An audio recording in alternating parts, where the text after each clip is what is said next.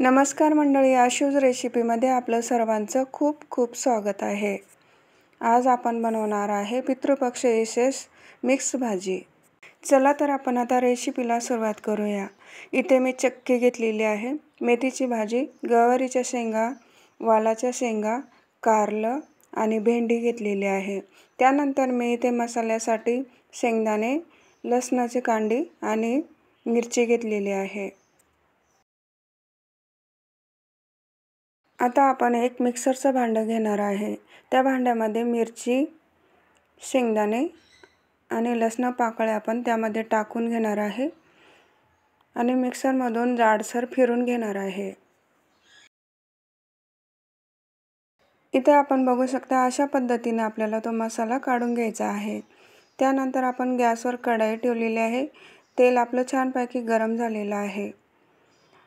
जो मसाला आपण काढून घेतलेला आहे तो त्यामध्ये टाकून आपल्याला छान पद्धतीने परतून घ्यायचा आहे।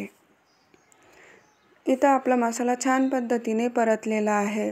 आता आपण त्यामध्ये अर्धा चमचा हळद, अर्धा चमचा धनिया पावडर, अर्धा चमचा गरम मसाला आणि त्यानंतर चवीनुसार मीठ त्यामध्ये मी टाकून घेत आहे।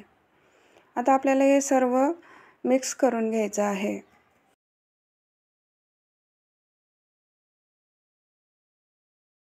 इथं आपला मसाला एकदम मस्त परतलेला आहे।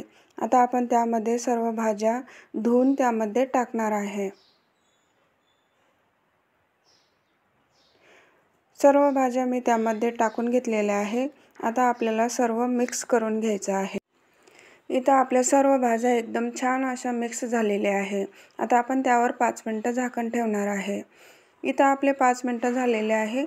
आता आपण भाजी बघूया आपली शिजलेली आहे की नाही।